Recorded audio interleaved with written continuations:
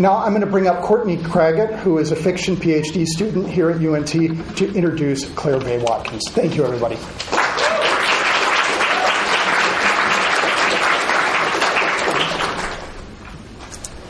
It was nearly 3 years ago a friend suggested I read Claire Vaye Watkins' collection, Battleborn. Since then, I've had an answer to that pesky question, who is your favorite author? I taught the collection in my fiction class last spring, and if I didn't love Watkins before, seeing my students react to her writing would have done the trick. She made our classroom come alive in a way no other author had. Day after day, my students reported the emotional impact her stories had on them, the way they'd been challenged to see the world and even writing in a new way. One of them told me he couldn't wait to read everything she wrote, a sentiment we shared. Claire Vaye Watkins was born in Bishop, California, and raised in the Mojave Desert. She completed her undergraduate degree at University of Nevada, Reno, and her MFA at the Ohio State University. The author of the story collection Battleborn and the recent novel Gold Fame Citrus, Watkins has published widely. She is now an assistant professor at the University of Michigan and also co-directs the Mojave School, a free creative writing workshop for teenagers in rural Nevada. Watkins writes with unflinching honesty and vulnerability about her life, about climate change, about the desert and the West, and mothers and fathers and sisters. Her writing is heavily researched and yet personal, at once both masculine and feminine, rugged and beautiful. Watkins has said in an interview in the New Yorker, that her stories move between the human and the sublime. Large stories of how a city was founded, balanced with the intricate lives of characters, their griefs and fears and loneliness. What the Mojave Desert looks like from space, followed in the next chapter by the characters who fight to survive in it. In nearly every story, her writing zooms in and out. Watkins' writing challenges on the macro level, either comforts or devastates on the personal, and delights in the micro. Her sentences are exquisite. I could never tire of her description of a church in Virginia City. The sun came through the stained glass, and it was warm and so beautiful. In the light, Mary was weeping in yellows and blues, and Jesus was weeping in reds, and one guy was holding a big key and another half a loaf of bread and another a lamb. I didn't know what that meant and still don't. I wish I were Catholic. I remember kneeling, thinking, more of this, that's all. That's what I prayed for then. Divine preservation of something I would never understand. The safeguarding of something I'd already lost. Like my student last spring, I couldn't wait to read everything Watkins ever wrote, so I was eager to read her novel. I was so eager to read her novel that I used a friend of a friend's connection to get an early uncorrected advance proof from the publicist. I was overjoyed to find that what I loved from her story collection was all continued in Gold Fame Citrus, and then some. The story itself is compelling and imaginative, the writing breathtaking, but what I loved most about the novel was how surprising it was. How halfway through the novel, for example, we come across a field guide to Amargosa's Dune Sea, full of exotic and imagined life. We get sample personnel reference questionnaires and unexpected point of view shifts. The descriptions delight and stun. Hard, sour strawberries and blackberries filled with dust, she writes. Plastic carrots, ashen spinach, cracked olives, bruised $100 mangoes, all-pith oranges, shriveled lemons, boozy tangerines, raspberries with gassed aphids curled in their hearts, an avocado whose crumbling taupe innards once made you weep. Halfway through reading her novel, I texted the friend who had first recommended Watkins to me, marveling at what I was reading, wondering how I could imitate it. I would love to read you whole stories from Battleborn or chapters from Gold Fame Citrus, but I can do that anytime. It's with great admiration and anticipation that I present to you Claire Vaye Watkins.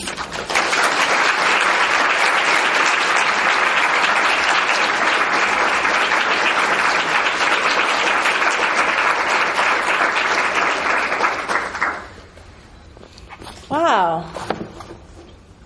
See, that was worth the price of admission right there, right? Thank you, Courtney. It's really very touching. Let me scoot this guy down a little bit, I think. Thank you for being here. I'm going to read a little bit from the novel. This is the British version, which is greener than the American version is yellower. So that's the difference between those two countries. One is a little greener, one is a little yellower. Thank you to UNT and the writers both on the faculty and on the student side, for having me and hanging out with me all day and asking great questions. My Q&A session was like part therapy, part like yoga class, and I felt really like wrung out in a good way from it. So thank you all for that. And I really do especially want to thank the students who are here. It's really, one of the like dreams of a writer to have people read your stuff. But I didn't realize that it's even higher dream to have people be forced to read your stuff. So my heart goes out to all of you who are here for extra credit. Since it is the night of the debates, I'm going to read this chapter from Gold Fame Citrus, which is, it's like the most political piece of writing I have, I think. And it's a deep cut, pretty deep in the book, but it's a weird little thing, and it doesn't have any spoilers, and I like it, so that's why I picked it. And the cool thing about it is that it's not really like anything else in the book. So, like, if you like what I read, maybe you would buy the book. But since it's not like anything in the book, if you don't like it, you can still buy the book. Actually, if you don't like what I read, that means you probably will love this book. Paradox, but it's a story that's kind of my response to. I grew up in the Mojave Desert near Yucca Mountain. Does anyone still know what Yucca Mountain is?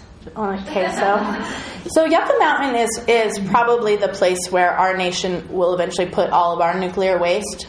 It's a mountain and a repository that's being built inside. It's on hold right now, but it will probably. And it's about 100 miles from where I grew up. So this chapter is kind of my attempt to like write a story about geologic time, which is a failed experiment. But it is also my answer to the question, like, what do you think about Yucca Mountain? And it's also a place for me to combine two of my interests, which are nuclear waste repositories and mole people. And one more piece of patter, if you'll allow me. Sorry, my patter is so canned because I get so nervous that if I improvise, it just goes really badly. Anyway, one more piece of patter. You'll eventually in this story you'll hear about the rubbings and quotes from these rubbings from these messages, and these are the actual messages that the scientific community has agreed that we should use to communicate to the future about nuclear waste, right? So there's a communication gap. Like, how do you communicate 100,000 years into the future when our language isn't nearly that old, right? Anyway. It's kind of a nerdy interest, but if you get bored or you're here for extra credit, you can be like, oh, I'll listen out for that. Okay, here we go. It also has a secret title that got cut, but I'll tell you now. It's called Wasteland, Wasteland, Wasteland. The binder does not say mole men. The mole men are a rumor, a legend. So the old, impink blind man with the puckered skin and long, translucent, prehensile whiskers we found in the desert near the repository is not a mole man. The binder, given to us ages ago by a gentleman representing the U.S. Department of Energy, says the nuclear waste repository at Yucca Mountain, just up the road from our tiny gamblers' settlement in the desert, is unmanned.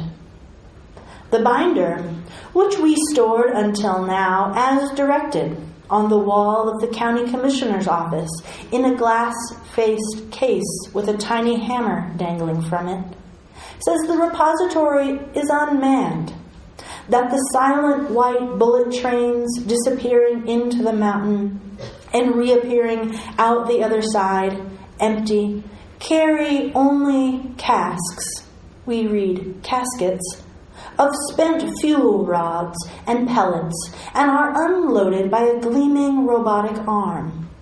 The binder has pictures. The binder, whose protective glass face we have shattered with the tiny hammer, says the stainless steel caskets are unloaded by the robotic arm and transported by a fully automated conveyor system, or FACS, deep into the hollow earth, down the trellis of tunnels that took 100 years to dig, to their storage pods, where they will stay interred for 100,000 years. There are no people working inside Yucca Mountain, says the binder. The tunnels were dug by a state-of-the-art tunnel boring machine, or TBM. We are soothed by the authoritative, acronym-loaded binder delivered to us ages ago by the gentleman embodiment of the U.S. Department of Energy and stored in its secure glass-faced case beside the MSDS and the old Terror Alert color wheel. For since there are no people who dug the dark tunnels of Yucca Mountain, nor people working as stewards of the nation's nuclear waste deep inside, then it is only a rumor that there is a subterranean population at the Yucca Mountain Nuclear Waste Repository. Only local lore that below us, in a town perhaps identical to ours, move once human creatures whose genes the department tweaked over generations until their skin went translucent, until a scrim grew over their useless eyes, until two thick, cord-like and translucent whiskers sprouted from their faces, sensitive as a catfish's barbels, and their mouths gone a little catfish too, a side effect. The not mole man was discovered, sun-singed and unconscious, by a gang of teenagers at the Landscape of Thorns. Regarding the Landscape of Thorns, the binder quotes expert design of an architecture of peril to deter inadvertent human intrusion into the nuclear waste repository at Yucca Mountain. Quote, the marker is pan-cultural, pre-linguistic, post-linguistic, ominous, and repellent. It evinces the repository site as a non-place. The Landscape of Thorns was erected atop Yucca Mountain to frighten our distant and curious descendants on a primal level. It is an assembly of multilingual stone message kiosks and concrete spikes jutting from the mountain, skewering the sky. Our teenagers like to go up there to skateboard, rollerblade, bounce their tiny bicycles off its menacing concrete javelins. We've scolded them against this, but we live in a dinky desert town with one paved road. Our young people are fiends for concrete. When they were in elementary school, our young people took field trips to the monument and made rubbings from the message kiosks there. Our children once had the patience for a project like that. Now, they dye their hair inky black without consulting us. They push safety pins through their eyebrows. Our refrigerators are still layered with curled etchings of star charts and the periodic table, of symbols that look like snow angels, triangles within circles, and rubbings of warnings in Old English, ancient Arabic, and something the placards at the kiosks call French. That's just a little linguist joke for all you linguistics majors. The rubbings say, this place is a message and part of a system of messages. Pay attention to it. They say, this place is not a place of honor. No highly esteemed deed is commemorated here. Nothing of value is here. What is here is dangerous and repulsive to us. They say, sending this message was important to us. We considered ourselves to be a powerful culture. Since he is not a mole man, we assume the blind man our teenagers found is a desert wanderer. We come from a long line of desert wanderers, so we intend to treat him well. We set out finding a cool, dark place for him. A gambler's outpost in the sun-blanched, sand-scraped Mojave. We have many such places. The brothel offered him his own swamp-cooled bungalow, but when he came to, he seemed bashful somehow, with his humped posture and pinched nose, and the way he stood so politely clacking his pale, brittle claws together. Instead, we looked to the casino, a stucco cube with a gravel parking lot. We put him up in a suite, comped. We enrolled him in the Players Club with bonus play, express play, and multiplay, all comped. We granted him unlimited access to the buffet, where, with a bedraggled claw, he points to shrimp cocktail, steak and eggs. He tests the doneness of his eggs by probing the yolks with one slow, slick, opalescent barbel. Despite being a member of the Players Club at the platinum level, the not mole man finds no joy in playing Keno. For though we can see his eyes rolling lax behind the pale vellum of skin, he is blind as an oracle and can take no pleasure from the numbers bouncing around the television. He disdains video poker. His barbels recoil from the slots. When we gave him a bingo dauber, he tried to eat it, smeared his lipless catfish gape with the shimmer of teal lipstick. He will throw the bones at the craps table, if you ask him, but only after standing for a long time with the dice cupped solemnly in one hand, running his index claw over their tiny dimples. Though we suspected as much, the fact that he knows nothing of bingo proves the desert wanderer is no ordinary old man.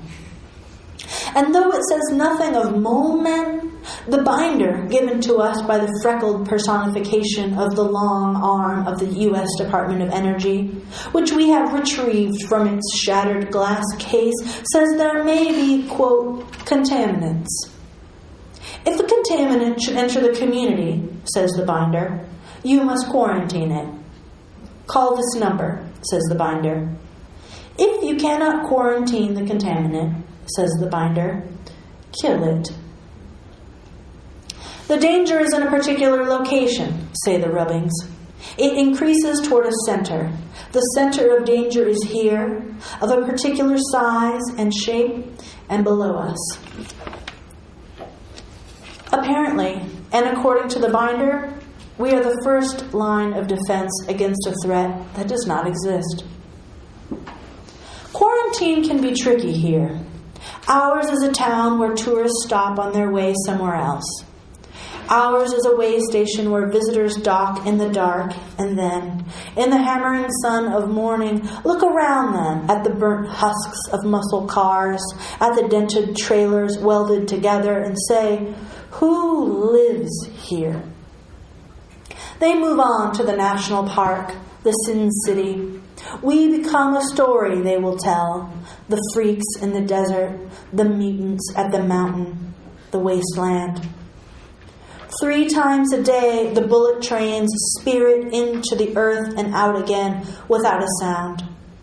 Our teenagers ache to go with them, we know. This place is not a place of honor, say the rubbings. No highly esteemed deed is commemorated here. Nothing of value is here. What is here is dangerous and repulsive to us. But it is autumn. Peak season is sliding away from us, and the red broom is exploding across the alluvial fans. Yucca Mountain is magenta with them, the stalks bowing all around the landscape of thorns. And the mole man seems to like it here. The oracle stirs powdered creamer into his coffee with one dignified, prehensile barbel. Someone wonders, what if he's poisoning us? A good one, because we've long felt hard, lentil-sized nodes beneath our eyes, unshelled walnuts growing in our throats. Our water has tannins of uranium, and we have sores that will not heal, dark motes floating in our fields of vision, yellowing sclera, blood in our stool. Our babies are born with webbed fingers and toes, or none. This message is a warning about danger, says the negative space within our malformed children's manic charcoal scribblings. The danger is to the body, and it can kill. You are in no danger, says the binder. Also, you are the only thing standing between the rest of the country and radiation poisoning. The oracle haunts the casino floor, lightly clacking the milky keratin of his claws together. He lurks near the roulette table, listening to the dolly pop along the wheel. Peak season is over, and the cocktail waitresses slip outside and cut spears from the aloe plants growing alongside the swimming pool.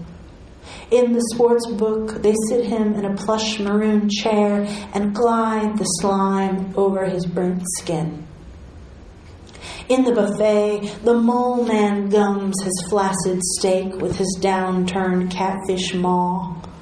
The teenagers sit with him, build creamer pyramids, jelly huts, stab gashes into the vinyl seats with butter knives.